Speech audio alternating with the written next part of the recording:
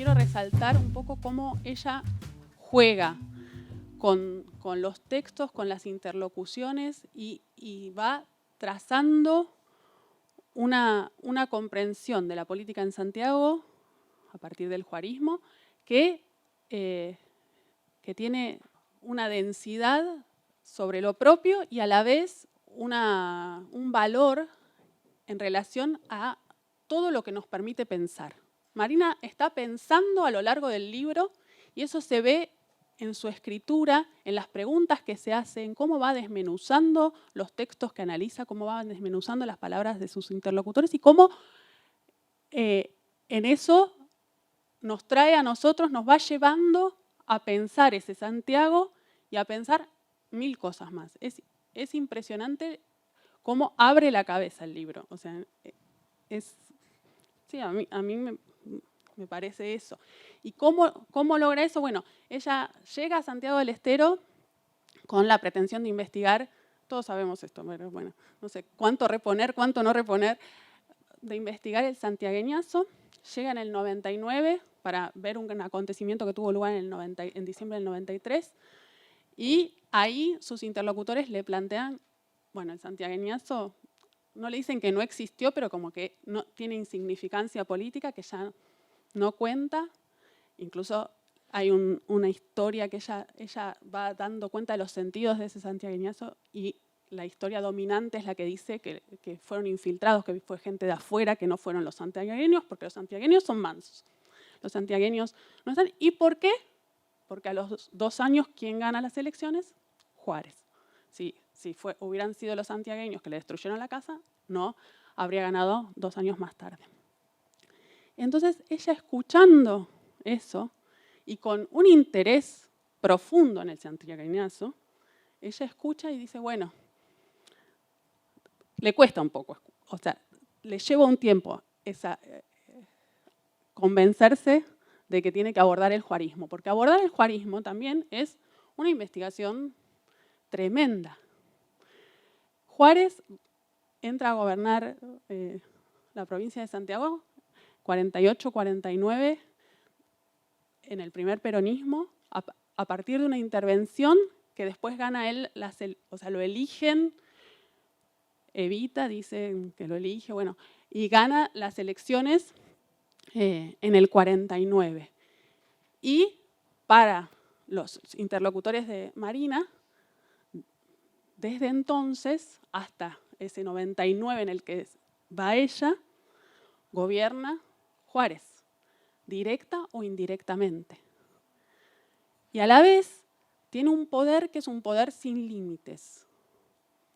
¿Cómo hacer de eso una pregunta de investigación? Primero, esa distancia entre lo que la gente dice y lo que es realmente, ¿no? Que ella lo repone, pero no es para deslegitimar lo que la gente le está diciendo, sino para entender qué está pasando ahí, cómo se construye esa trama del juarismo que tiene una dimensión imaginaria muy fuerte y una dimensión real.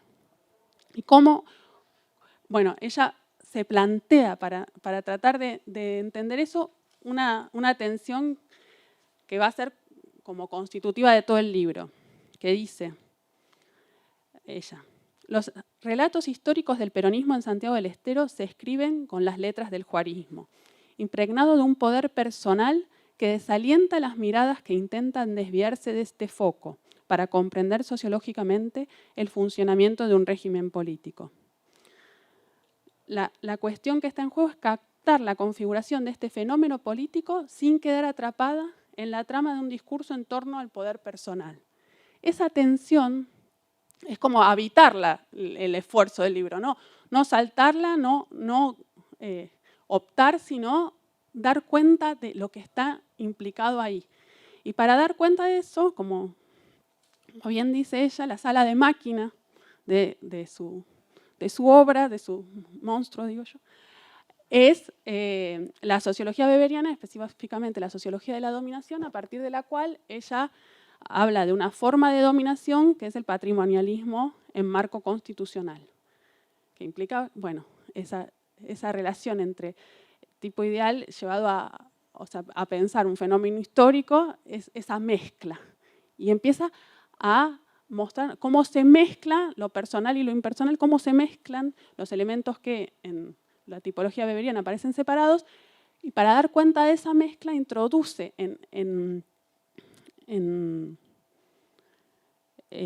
como en la brecha entre los distintos los mecanismos de poder. Cruza Weber con Foucault inicialmente, pero no solo, y esos mecanismos de poder, ella elabora ciertos mecanismos de poder. Ella los construye, cuáles son los mecanismos de poder que están funcionando en este juarismo. Y que dan cuenta de esa forma de dominación, el patrimonialismo en marco constitucional.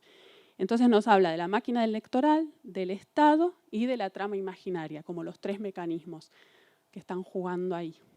Esos mecanismos, bueno, los va analizando a lo largo del libro, responden de algún modo a la pregunta, a esa pregunta weberiana de cómo se vincula esa dominación con un orden cotidiano, cómo se vincula en un orden basado en relaciones sociales previsibles para los actores y cómo elabora un tipo de organización para ejercer la autoridad. O sea, la sociología weberiana realmente es la sala de máquinas del texto, está a lo largo de todo, pero está todo el tiempo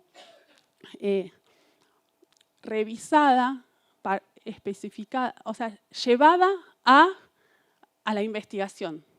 Para mí, como lectora, supone como que este es uno de los primeros puntos que quiero resaltar, que tiene que ver con cómo aborda los autores que aprendimos como clásicos, que después Ricardo seguramente lo va a desarrollar mucho más. Yo solamente voy a decir un par de cositas y que tiene que ver con, cómo los va desmenuzando, cómo es una lectura que va, por ejemplo, cuando trabaja la legitimidad, ese como sí, cómo juega el como sí en la legitimidad weberiana, la brecha entre la pretensión y la creencia, y ella va construyendo su argumento en eso, cómo lo va revitalizando, cómo hace que el autor vuelva hasta a incomodarse. Weber, o sea, no es que es un autor que aparece encumbrado, sino aparece en juego, aparece puesto, desafiado en el texto. Cómo juega lo personal y lo impersonal. Y le va generando las preguntas para también irse desplazando. Y esos desplazamientos los hace también en otros diálogos. Por eso las interlocuciones son tan importantes, tanto en diálogos con la teoría política como con la literatura, con los intelectuales, muchos, o sea, sus interlocutores acá presentes, y también en Santiago. Todo eso es algo que nos hace al texto abierto y lindo para leer y trabajar. En ese cruce de lecturas, cómo toma la literatura y el realismo mágico. Y en eso cuenta que es una charla con Carlos Zurita la que le sugiere aproximarse a eso. ¿Cómo va haciendo ese recorrido? ¿Y por qué el realismo mágico? Porque en Santiago del Estero, como muestra el video, las anécdotas son centrales para entender cómo se trama el juarismo, cómo es esa trama del juarismo. Aparece la máquina electoral, ¿sí? Lo que conocemos sobre clientelismo, que ella traza una historicidad desde el caudillismo. Sí, ahí hay un elemento específico en la anuencia de Juárez. Sí aparece el Estado y cómo ese Estado va transformándose a lo largo del tiempo, que empieza con el peronismo, el juarismo, y por eso es central cómo se amplían las capacidades estatales, pero también lo vemos cómo se va o sea, cómo se atraviesan en Santiago del Estero las reformas del Estado en los 90, que es parte de lo que da cuenta el santiagueñazo, y cómo la intervención federal juega en traer esas reformas y el juarismo las continúa. Entonces, ese Estado que ella ve como uno de los mecanismos en los que juega el juarismo, como ese patrimonialismo en marco constitucional, o sea, no está separado lo constitucional de lo personal y de cómo juegan esas tramas. Eso aparece como parte del análisis y ella plantea la pregunta por la sucesión como una pregunta que va marcando el tiempo del juarismo, pero un elemento que yo era el que quería destacar es de la trama imaginaria que ella trabaja a partir de las anécdotas, y por eso traía lo del video, porque en el video Juárez mismo es muy gráfico en contar las condiciones en las que estaba esa casa y cómo él personalmente le dio el dinero, o sea, hace una anécdota de su propio discurso, y Marina nos cuenta cómo las anécdotas son centrales y sobre todo eso se ve muy presente hacia el final del juarismo, como una narración que hace a la construcción carismática de Juárez, pero como un carisma donde está el temor como algo central. Entonces, también en ese sentido desafía cómo pensamos a Weber. O sea, el liderazgo carismático se construye como esa figura extraordinaria en la que todos creen como que tiene un don especial. ¿Y cuál es ese don? Un poder sin límites al que se teme. En ese modo en que nos enseña está la cuestión de cómo construye esos puentes, que retoma todo esto que les venía diciendo, porque nos habla de Weber, que nos habla de la teoría política, que nos habla de la literatura, que nos habla de los intelectuales santiagueños, que nos habla de las personas con las cuales charló hoy, el periodismo, y todo eso cómo lo va entretejiendo para hacer esos puentes que permiten que nosotros empecemos a entender Santiago del Estero y que también nos planteemos millones de preguntas y que nos quedemos con una imagen de que esto es mucho más complicado, o sea, que yo no lo puedo ni explicar de todas las líneas que tiene el texto y la complejidad de lo que está analizando y cuánto nos habla, o sea, y que esto está también por recorrer, cómo hacemos esas, cómo nos habla de o sea, lo que termina el texto, esa pregunta por la democracia en Argentina y qué democracia tenemos, o sea, tenemos que ver esas heterogeneidades y entender, empezar a seguir haciendo, ¿no?, esas comparaciones para entender la complejidad y nuestra elaboración conceptual, o sea, tejida en este diálogo entre los clásicos, un trabajo de campo y una investigación, porque, bueno, de reelaborar los conceptos en relación con lo que va viendo, lo que va charlando con muchos y concluir con eso, con todo con lo que nos aporta. Ricardo Sidicaro es doctor en Sociología por la Escuela de Altos Estudios en Ciencias Sociales de París, es investigador del CONICET, es profesor en la Universidad de Buenos Aires, es profesor también en la Universidad Nacional del Litoral y es autor de muchas publicaciones. Ricardo, te escuchamos. A mí lo que me parece importante en el trabajo de Marina es el pluralismo teórico.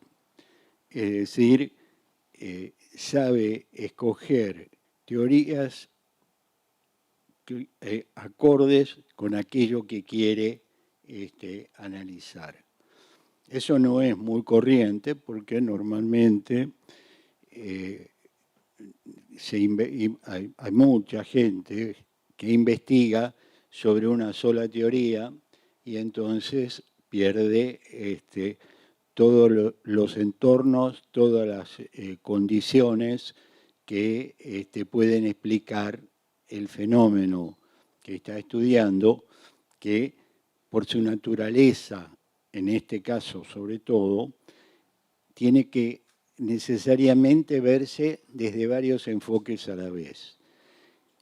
La idea del libro, cuando yo la leo como investigador y pienso que es un verdadero seminario de investigación donde se van recortando distintos tipos de temas, evitando la sacralización de aquello que se construye como muy difícil para que el lector no entienda todo y entonces cree que el texto es muy importante porque es una estrategia para...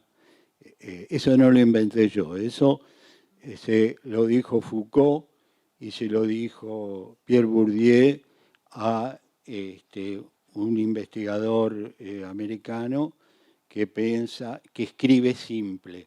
Cuando preguntó por qué escriben como escriben, le dijeron ambos dos que es bueno que los críticos no entiendan el 10%, porque si leen entienden el 10%, creen que es una pavada porque lo entienden ellos.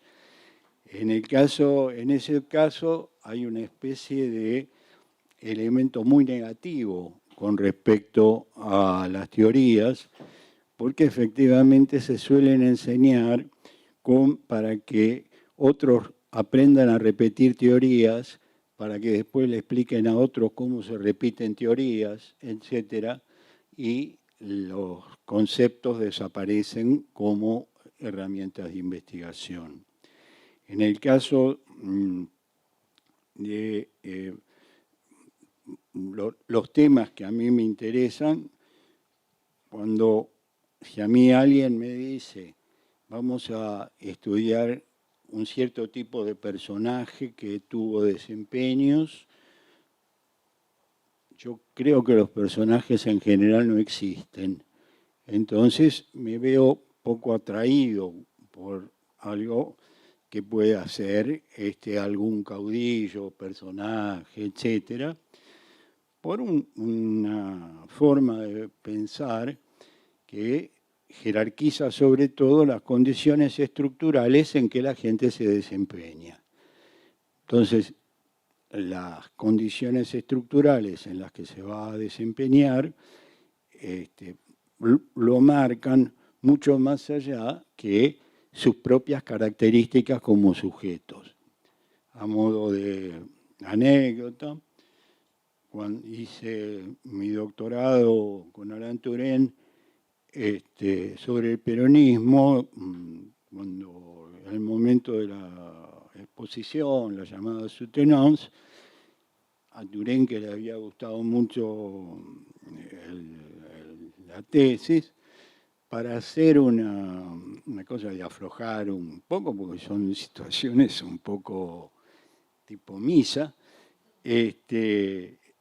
me dijo, y escribiste 400 páginas nombrando nada más que 2 veces a Perón. Yo entonces digo, bueno, yo tuve la suerte de que hubo 2 Perones. Hubo un Perón exitoso del 45, 46 al 55 y otro que fue un fracaso total, que fue el del 73, 74.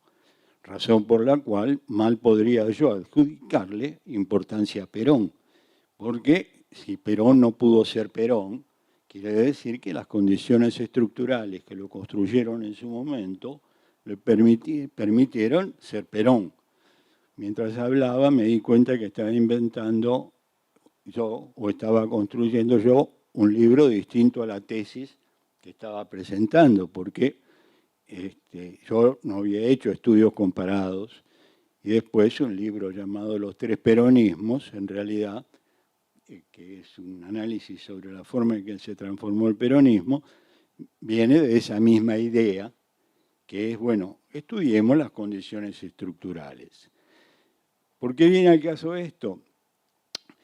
Por la capacidad que tuvo Marina de introducir distintos tipos de condiciones que condicionaron los comportamientos de estos sujetos un poco teatrales que se desenvuelven en distintas etapas de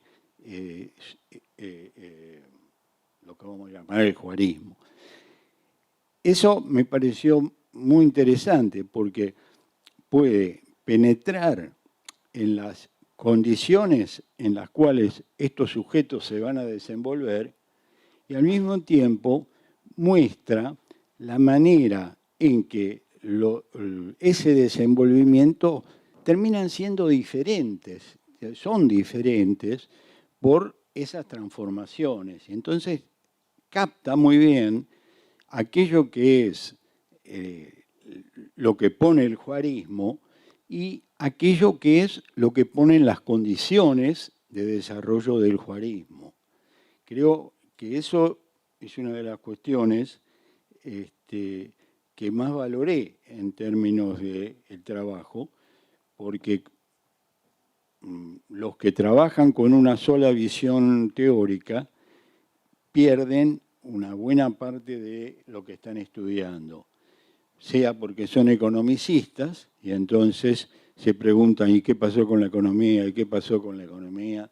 Etcétera, etcétera, y no tienen capacidad como para saber que la economía se desarrolla en una situación contextual que no es económica. Digamos que esos factores, saber, tener una idea de las características del pueblo, por ejemplo, tener una idea de las características de la selección elitista, tener una idea de distintas esferas, invita a incorporar al análisis a esas distintas dimensiones que en el caso de Marina puede en un momento nombrar a Hannah Arendt y introducir cuestiones de Hannah Arendt, puede incorporar Foucault, puede incorporar Max Weber, puede incorporar otros y otras perspectivas, lo que le da la riqueza al texto, pero además le da otra utilidad, y es poner a prueba explicaciones de distintos autores y mostrar la compatibilidad que tienen esos análisis y cómo esos análisis permiten ver aspectos diferentes del problema y con eso el lector no solamente aprende teoría, sino que además aprende esta cuestión de el folclore mismo de la política. Porque si hay una cuestión que cabe resaltar, es no que la política es buena o es mala de los Juárez, porque juicios de valor prácticamente no entran en el texto. Cosa que es muy afortunado, porque normalmente en muchos estudios que hablan sobre temas políticos, el autor incluye sus propios juicios, se ciega para ver otras cosas que no le interesan, y eso no es ciencia, eso simplemente es ideología, aunque a veces se puede hacer de una manera de vocación objetiva. Ese pluralismo conceptual y ese pluralismo metodológico de poder recurrir a distintas dimensiones de esas realidades, yo creo que hacen un texto de una gran originalidad, porque uno puede encontrarse con series de problemas que sorprendentemente se conectan, y como la tentación de pensar que estamos frente a una narración un tanto literaria está presente en el texto, uno puede decir eso que es la política es supuestamente representación de los otros, pero es casi siempre representación teatral. La representación teatral es fundamental de la política, es un elemento fundamental de la política. Y aquí la representación teatral, ahora vino el del bombo y ya terminamos mal, pero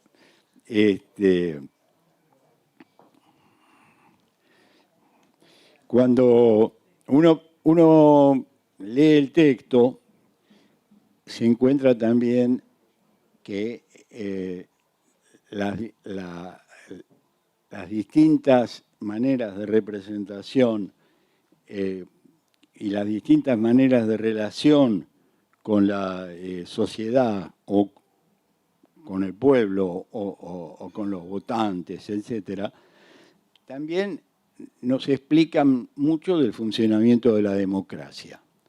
No tenemos solamente la relación con el juarismo, sino que también tenemos algo que es la pregunta ¿cómo se vota o por qué se vota? Y cuando uno lee la relación justamente de hacer este cruce entre el componente democrático electoral y el componente autoritario, el texto alimenta buenas ideas sobre la democracia en general. Es decir, que la gran pregunta difícil de contestar siempre es ¿qué es la democracia? Esa pregunta que modestamente la política trata de evitar, pero ¿qué es la democracia? ¿Qué es la representación? ¿Qué son los ciudadanos? ¿Qué es, en todo caso, una mayoría electoral, etcétera? El texto invita muy bien a darse cuenta o a pensar más cosas sobre la democracia que las que normalmente se suele aceptar. Tener un régimen con carácter autoritario que se renueva por vía electoral es un gran o interesante tema para poderse dar cuenta qué es eso de las elecciones. La capacidad, o como diría Pierre Bourdieu, la violencia simbólica del Estado y de los políticos hace creer algo que son las elecciones, que es diferente a lo que son las elecciones. Hacer teoría social supone en realidad superar etapas, y esas etapas se superan pensando fenómenos como este que se estudió aquí. Cuando uno dice aquí, bueno, Max Weber decía, ya a la altura de su muerte, otros harán lo que yo no hice, cosa que es fundamental en ciencia. Este trabajo tiene la característica de invitar a seguir pensando sobre estos temas. Uno puede decir que hay otros temas que hay que hacer un esfuerzo para llegar hasta el final del libro, y son muchos. Pero, por el contrario, este tema deja las puertas abiertas para muchísimas otras cuestiones. Yo creo que, a modo de completar las cuestiones que yo tenía, ganó ella porque ella pidió hablar primero y entonces se quedó con una parte del tiempo. Muchas gracias realmente Cecilia y Ricardo por los comentarios y Luis por este momento. Bueno, el libro es el resultado de un trabajo largo, que fue un camino intelectual a partir de la ciencia política, centrada en el problema de la democracia y el autoritarismo. Bueno, varios que están acá en el público han sido mis compañeros en la carrera de ciencia política, que se inauguró en 1985 y fuimos varios de esta primera promoción. muy marcada por ese momento de tratar de pensar en términos de autoritarismo y de democracia. Y también es el resultado de varios encuentros esenciales. Bueno, el encuentro con Max Weber, digamos, la pasión por estudiarlo, que surgió muy tempranamente, y el encuentro con Ricardo Sidicaro en la maestría en investigación en ciencias sociales, donde yo fui a Santiago del Estero a investigar el santiagueñazo para hacer la tesis de maestría, que fue mi iniciación en una investigación sociológica. Bueno, por el lado santiagueño, Carlos Zurita, Alberto Tasso, dos sociólogos que conocí cuando llegué a Santiago del Estero, almas gemelas, estos dos, por igual sociólogos, escritores, poetas. En fin, ellos me despertaron a pensar Santiago del Estero, la política y el peronismo con una generosidad que se transformó en una amistad entrañable. Otro encuentro es el encuentro con Silvia Sigal y la posibilidad de la tesis de doctorado sobre el juarismo y de este libro. Ella también me acompañó mucho en la escritura del libro, y mi agradecimiento con ella es infinito. Me obligó a aprender a escribir y pensar con una rigurosidad que al principio yo no era ni capaz siquiera de reconocer a dónde tenía que yo llegar.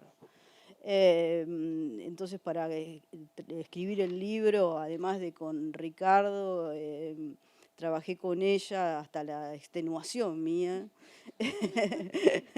en 2 estancias en Francia que fueron fundamentales para escribir el libro. Otro encuentro es el encuentro con Silvia Ponce de León, a quien está dedicado el libro. Fue un proceso de la escritura del libro inseparable del análisis, ¿no? Ella, mi psicoanalista, que me fue liberando de trabas subjetivas y enriqueciendo el pensamiento a medida que avanzaba por los caminos cruzados y sinuosos de la escritura de este libro. En fin, los encuentros en este libro son afortunadamente una lista muy larga que intenté expresar en los agradecimientos que están en el propio texto. No voy a seguir nombrando porque sería una lista realmente muy larga. Quiero agregar el encuentro también con Jorge Laforgue, editor legendario de Argentina, con quien tuve la suerte de trabajar cotidianamente en la CONIAU. Él fue el que trajo el manuscrito a Luis, acá a UDEVA. Mi agradecimiento también con el director de UDEVA y la editora, que corrigió el libro, Paula Tegaldi. Y bueno, ya no voy a decir más palabras sobre el libro. He realmente recibido, no sé, impresionantes elogios que no pensaba que pudiera recibirlos, la verdad. Entonces, ¿qué más puedo decir? Nada más. Bueno, muchísimas gracias a todos los que han venido.